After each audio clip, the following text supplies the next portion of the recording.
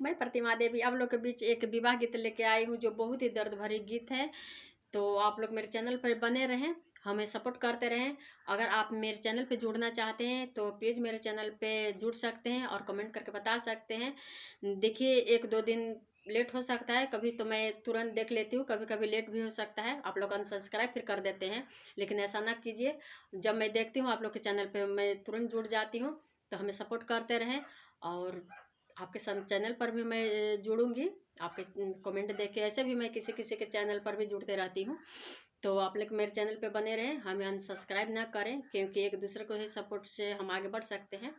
तो आइए, मैं आप लोग के बीच एक नए गीत के साथ उपस्थित हुई हूँ, तो सुनाने जा रही हूँ, आप लोग सुने।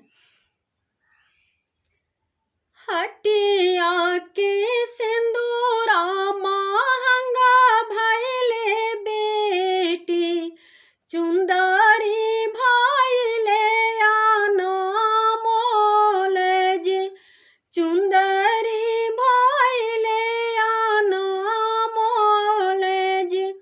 यही रे सिंदूरावा के कारण जी पापा छोड़ले में दिसावा तो हारे जी, छोड़ले में दिसावा तो हारे जी। पापा के रोवल का धरती भींगी गईले, मम्मी के रोवल का गंगा धार जी, मम्मी के रोवल का गंगा धार जी। भैया के रोवल का चादर भींगी गईले, भाभी नाय नावो नालो रज, भाभी नाय नावो नालो रज। किया तोराए भाभी नमक चोरवली, किया देले तेल ढार काएज, किया देले तेल ढार काएज।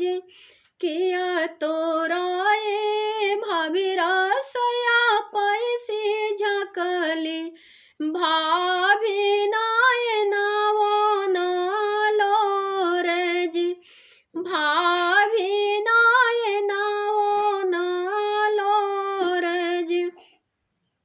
नहीं मोराए ननद निमाय का चोरवलू, नहीं देलू तेला ढार काएज, नहीं देलू तेला ढार काएज।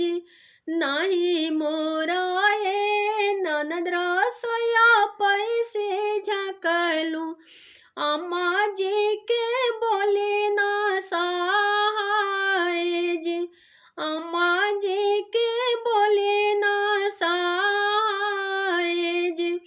झर रे झरो खाज चढ़ी भाभी ने रखली, जस देखो नंदो से चलल आवेज, जस देखो नंदो से चलल आएज। देववा नंदो से हो डाले भार सोनावा, ननदी के ले जाऊं दूरज, ननदी के ले जाऊं दूरज। डाले भर सोनवा सरहज रौरे घरे बाढ़ो, ननदी के ले जइबो दूरज, ननदी के ले जइबो दूरज। रोई रोई चिट्ठिया जे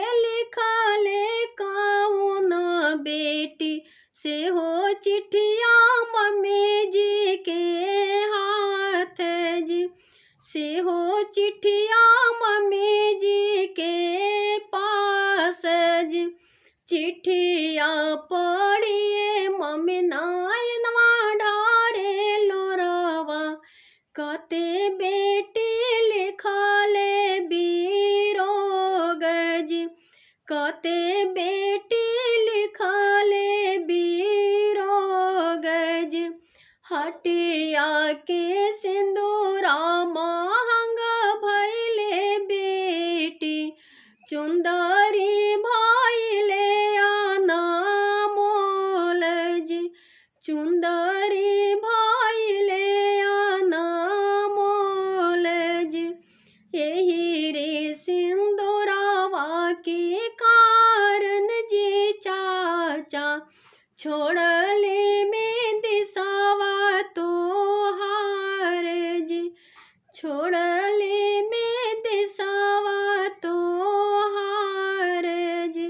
प्लीज़ कमेंट करके ज़रूर बताइएगा हमारे गीत आप लोग के कैसे लगा।